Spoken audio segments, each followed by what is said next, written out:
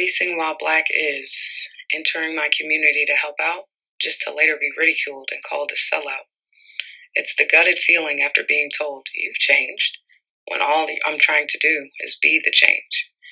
It's the duality I experience in my skin that forces my actions to be twice as sympathetic, twice as harsh, twice as conceding, twice as unwavering. Because I'm not those good old white boys who will judge you, degrade you, and jump at an opportunity to hold power over you.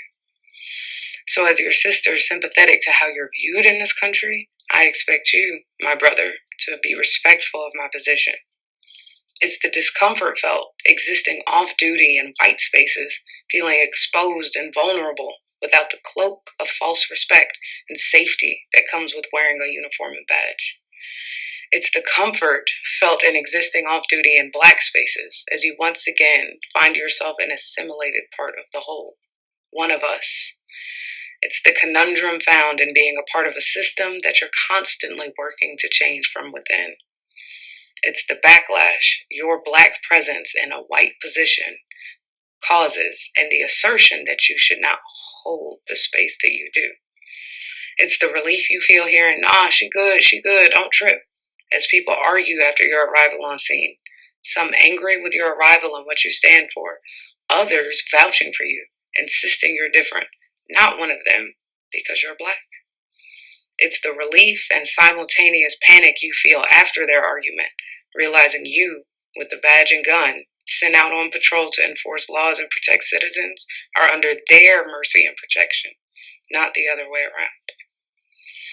It's being endlessly caught between two worlds. It's the confusing blend of bitterness and hope, an inhomogeneous mix of emotions as you simply try to make a difference.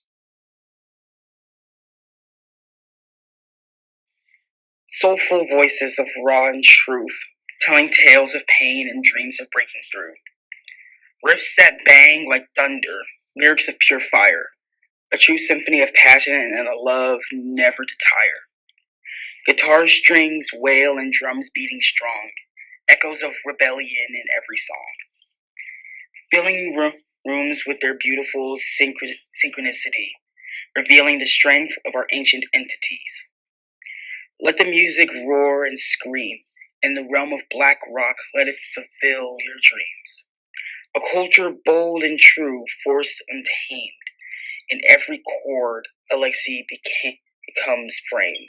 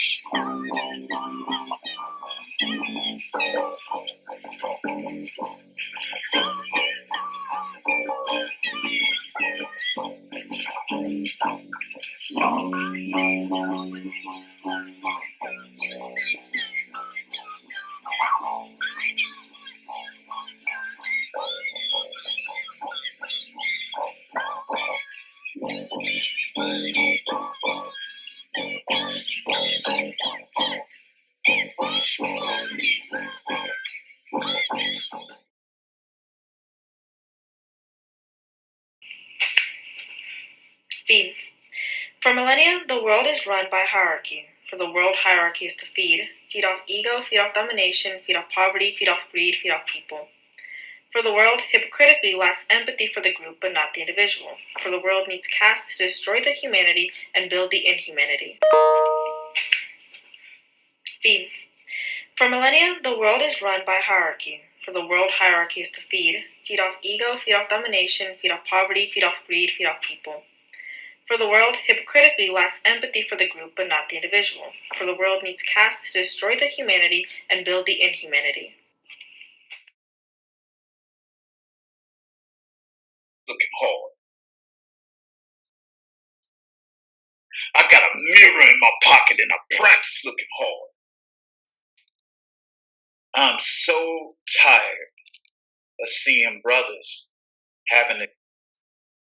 I got a mirror in my pocket and I practice looking hard. I'm so tired of seeing brothers having to show a hardcore thugged out image in order to be deemed as somebody that's respectable, a shot caller. When I think about hardcore, when I think about a quote unquote dad that's not to be messed with, I think about Martin Luther King Jr. And you may say to yourself, Martin Luther King Jr., he went hardcore. That man was about peace. Think about this. I want you to listen to this quote.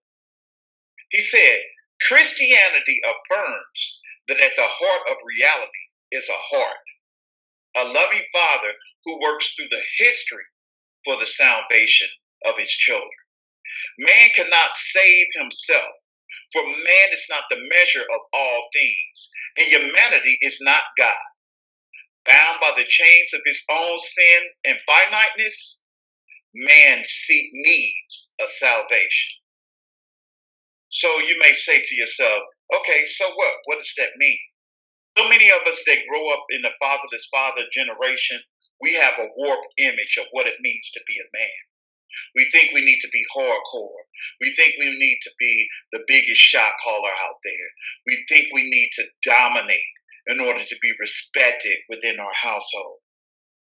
And what have we seen? We've seen images all across media that shows men being hardcore in order to control their family. They use intimidation. They use domination. They are in control. They put their woman in check. They put their kids in check. All of that. And it's been a history that has been untaught to us. See, we look at nonviolence like what MLK did as weakness, when in actuality it was a strength. He was actually putting himself, and not only MLK, but several people in the civil rights movement were putting themselves in harm's way for a better salvation for their children. They didn't play into the media-based stereotypes. They realized that they had to fight that history. They had to fight what was being presented out there and present something different. In today's society, are we even brave enough to really show that we can be loving? That's the new hard. Loving is the new hard out there. How many of us are willing to show that, yes, I love my kids? Yes, I'm going to be loving out there. And yes, although it is challenges and things that set against us, but I'm still going to be as loving and teach my kids to love in spite of the hate that's out there. How many of us are really vulnerable enough to show our kids that we are not God, that we are just human, and that we need his salvation, we need his guidance? How many of you are willing to let go of that hardcore and just really feel? For many of us, we haven't been taught that. We haven't been taught that it's okay to feel. It's okay to love. It's okay to be that way for our kids. We need that. And if you're a man that's still struggling out there and you need a help, brother, I'm here to help. Hit me up at the Dad Cypher. Drop your comments in the link. I want you guys to tell me, what are you going to do to change the reality for your children in a world that does not love kids of color? What are you going to do? How gangster are you going to be lovable in a land that's filled with hatred?